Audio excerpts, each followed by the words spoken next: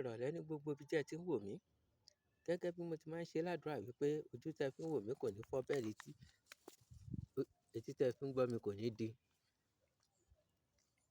Ewé bomubomu ní ń bẹ níwájú mi yìí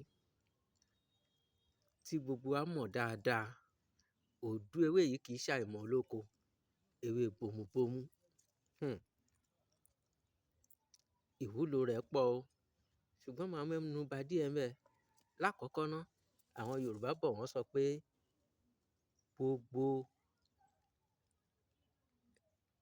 ẹrù tí bomubomu bá dì, orí ara ẹ̀ ní ń gbé kà.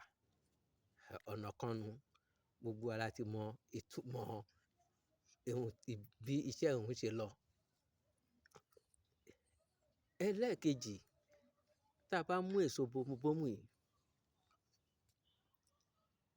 tá a là á, tá a fẹyin sínú ẹ̀, tá a sè é tó jiná láàárọ̀ kùtùkùtù ká tó jáde máa lọ síbi iṣẹ́ wa. Tá a bá jẹ ẹyin náà, à á ráàánú gbà, ọ̀nà á ṣí, ọ̀nà á là fún wa lọ́jọ́ náà. Ó di dandan ká rí àánú gbà. Àánú á sọ̀rọ̀ nínú ayé wa. Bẹ́ẹ̀ ni àánú á fọhùn. Bẹ́ẹ̀ ni àánú á fọhùn nínú ayé wa. Ọ̀nà míì tún rèé tí a tún lè gbà lò ó. Ọ̀nà míì tún rèé tí a tún lè gbà lò ó gẹ́gẹ́ bí mo ṣe sọ. Tá a bá já ewé yìí tó pọ̀, tá a gbó pẹ̀lú omi tó kúnná dáadáa, tá a mú asẹ́ tá a fi yọ gbogbo ìdọ̀tí rẹ̀ kúrò. Tá a bá mú láàárọ̀, lọ́sàn-án, lálẹ́, láàárọ̀, lọ́sàn-án, lálẹ́, gbogbo àìsàn tí ń bẹ inú, bóyá diabetes ni, inú rírun ni, nǹkan wúnú, oríṣiríṣi àìsàn yówù kó máa dà wá láàmú láàgọ́ ara, ó máa dohun ìgbàgbé.